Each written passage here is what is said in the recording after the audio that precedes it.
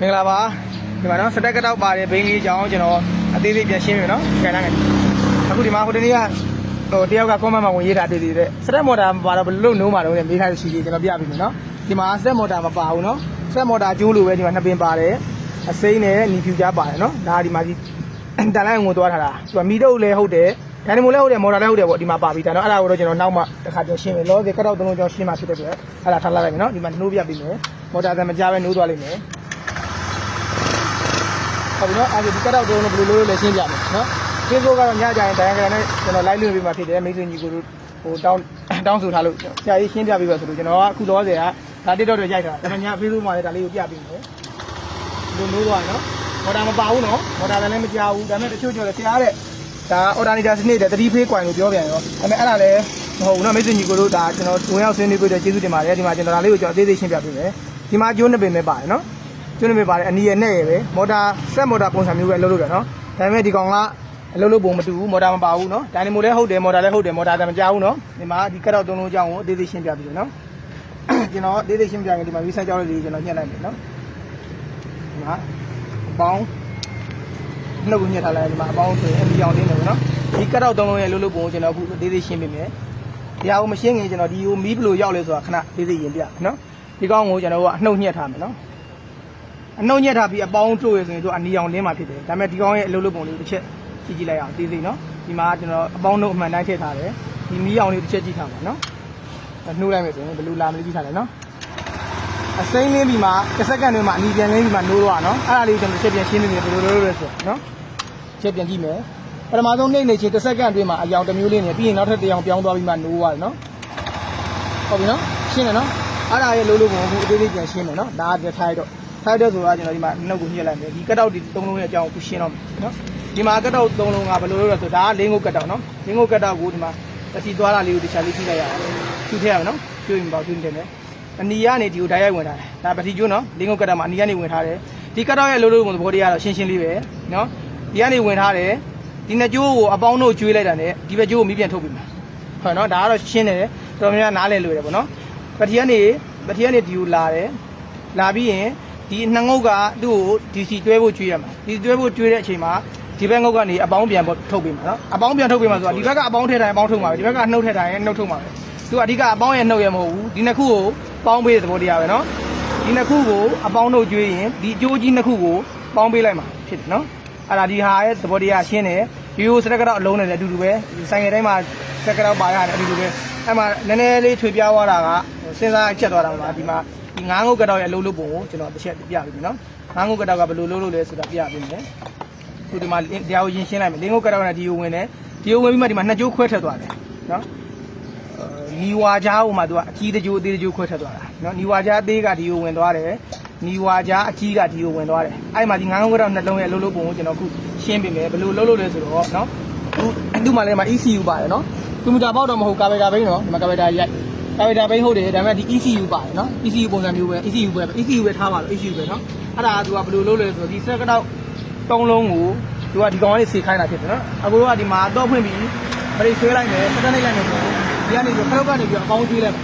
ခလုတ်ကနေပြီးတော့အပေါင်းကို ECU ထည့်ပြီးစက်နှိပ်ကြောင်း ECU ကိုချက်ပြီးမယ် ECU ကနေမှဒီစက်ကတော့နော်ဒီမှာသုံးလုံးပါတဲ့အကြောင်းကို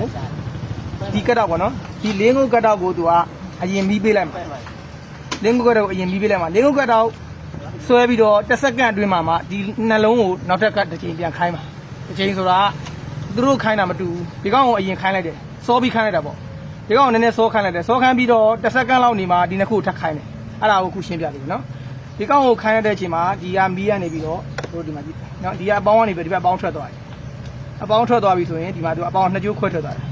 ်နှစ်ကျိုးခွဲထွက်သွားတာဘယ်လိုလုပ်လဲဆိုတော့အခုရှင်းပြမယ်ဒီမှာဒီကောင်အစိမ်းနှစ်ကျိုးဒီမှာလည်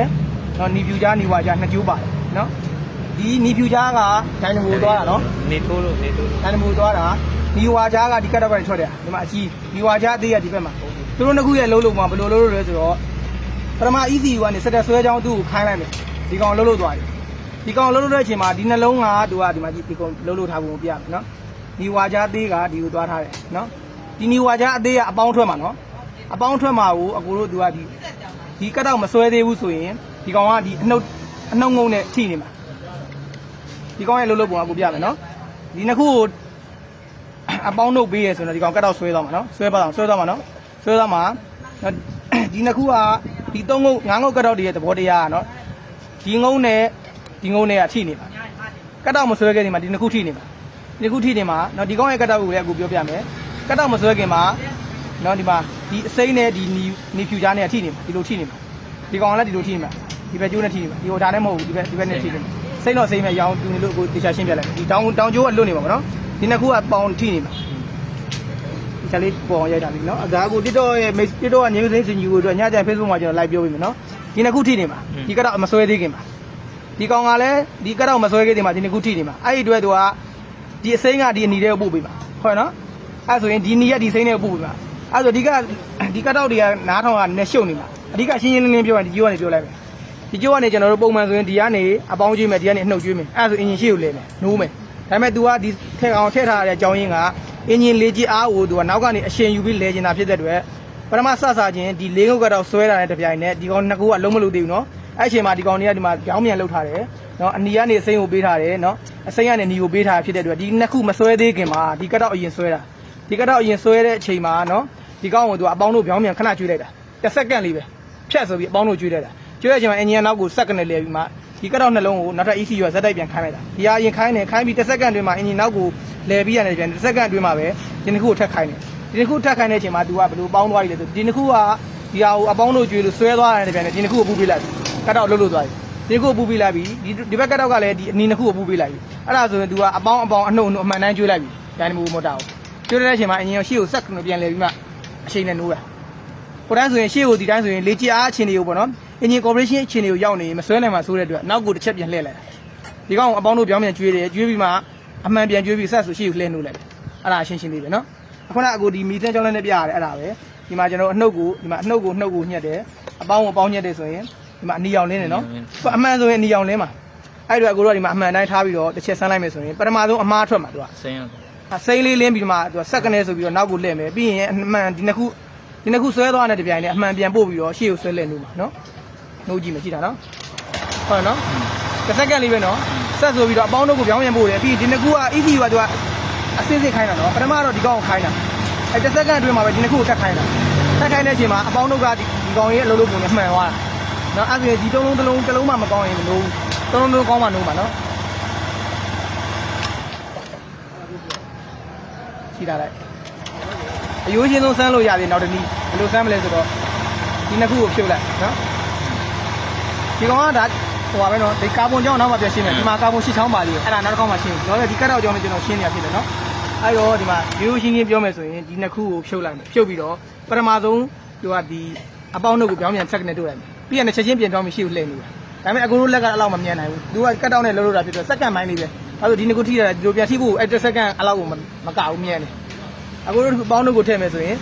တစ်စက္ကန့်ပြောင်းပြန်လှည့်ထည့်လိုက်ဘောလားဒီလိုထိတာမယ်အပေါင်းတို့မှန်အောင်ထိတာမယ်ဘောတရားအပေါင်းဒါနှုတ်ပေါ့ကျွန်တော်ကနှုတ်မယ်ဆိုရင်အခုဒီရုံးနဲ့ကြိုးဖြုတ်ပြီးဆန်းလို့ရတယ်လက်တွေ့နော်ဒါဒီဗီဒီယိုလုံးနဲ့ဆန်းလို့တွေးခွန်နိုင်မှုလို့ဒါဆိုရင်အကိုတို့မတင်ခဲ့ရဘူးဟုတ်တယ်မလားရှားလဲရှားပါပြီဒါ10စီးမှတစီးမရှိဘူးသုံးလုံးပါတယ်မရှိဘူးနော်မရှိဘူးတို့ပေမဲ့အကိုကဒီကတ်တောက်တွေကြီးလိုက်တယ်သူ့ရဲ့သွားလာတွေလေးလာလိုက်ကိုကိုတွေးရမှာအကိုတို့ကအခုပြောလို့ပေါ့ဆေးရောက်အားကိုမယ်ငိုးလူကိုမေးမယ်လို့မေးလို့ရပါတယ်ဒါပေမဲ့ကိုကိုတိုင်းတွေးနိုင်ရင်ဒါကိုတိုးတက်မှာဟုတ်တယ်မလားအဓိကအဲ့ဒါကိုပြောချင်တာဟိုဒီမှာဒီကတ်တောက်9ငုတ်ကတ်တောက်ရေ4ငုတ်ကတ်တောက်ရေလှုပ်ပုံဒီလောက်ဆိုရင်ရှင်းပြီလို့ကျွန်တော်ထင်တယ် ECU ကနေသူ့ကိုအရင်ခိုင်းတယ်သူ့ကိုအရင်ခိုင်းတဲ့အချိန်မှာဒီနှစ်ခုကအပေါင်းတို့ကိုသူကကြောင်းမြန် join ထားတဲ့ပုံစံဖြစ်နေတာနော်သူကဒီကတ်တောက်အလုံးမလုပ်သေးခင်မှာကျိုးက crossing ကြောင်းမြန်ဖြစ်နေပြီးတော့မှကတ်တောက်အလုပ်လုပ်တဲ့အချိန်မှာမှန်တိုင်းလုပ်လို့ဆိုတာအဲ့တော့ဒီ10စက္ကန့်တွင်းမှာနောက်ကိုလှည့်တယ်ပြီးရင်ရှေ့ကိုလှည့်ပြီးတော့နှိုးလိုက်တော့တယ်ဒါပဲရှင်းလေးပဲနော်ဒီမှာနှစ်ပင်နဲ့ပါတယ်နော်ဟို3 phase coin ပြောထားတဲ့မိတ်ဆွေတွေလည်းဒါအတွေ့အကြုံသိရမယ်လို့ကျွန်တော်ထင်တယ်နော်3 phase coin ဆိုတာကလစ်တွေမှာပါတယ်ဒီမှာမီးတော့ကနေဂျိုးအသုံးပင်ထွက်လာတယ်အဲ့ဒါကျတော့သူ ECU တိုင်းကိုအကြီးပါသွားပြီတို့ရိုးကြွက်ဘိန်းလို့စကူဘီကလစ်မော်တာပြောက်လို့နော်အဲ့ဒါမျိုးဖြစ်သွားပြီဒါကတော့မတူဘူးနော်ဒါကမော်တာပြောက်တော့ဟုတ်တယ်နော်ဒါပေမဲ့ဒီမှာကာဗွန်ပါလေးနော်ကာဗွန်6 8ချောင်းပါတယ်နော်အဲ့အကြောင်းကိုနောက်တစ်ခါပြန်ရှင်းပေးလို့ကိုယ်ကမင်းကာဗွန်ကတ်လို့တစ်ခါရောက်တာမလားသူကနိုးပြီဆိုအဲ့ကာဗွန်ရဲ့သဘောတရားလည်းမိုက်တယ်နော်ကာဗွန်မကုန်အောင်ဂျပန်ကဘယ်လောက်တွေးထားဆိုတော့မနိုးခင်မှာကာဗွန်ကထိတယ်ရှစ်ချောင်းလုံးထိတယ်နိုးပြီဆိုရင်သူ့မှာလည်း6လုံးဘောပါသေးတယ်ဘယ်တော့ကကိုပြောထားတယ်အဲ့6လုံးဘောရဲ့အားနဲ့ကာဗွန်နောက်ဆုတ်သွားကာဗွန်မထိတော့လွတ်သွားတယ်အဲ့ဒါအခုဖြုတ်လက်စမဟုတ်ဘူးကျွန်တော်မရှင်းတော့ဘူးနောက်တစ်ခါဖြုတ်တာကြုံရင်ထပ်ပြီးတော့အဲ့ဒါရှင်းပေးမယ်မိတ်ဆွေညီကိုတို့သိကျင်နေဆိုရင်ကျွန်တော်သိကျင်နေလို့မှတ်ထားပြီနော်အဲ့ဆိုရင်အားလုံးသဘောပေါက်လို့ထင်တယ်ကာဗွန်အကြောင်းနောက်တစ်ခါပြန်ရှင်းပေးမယ်နော်ရပြီ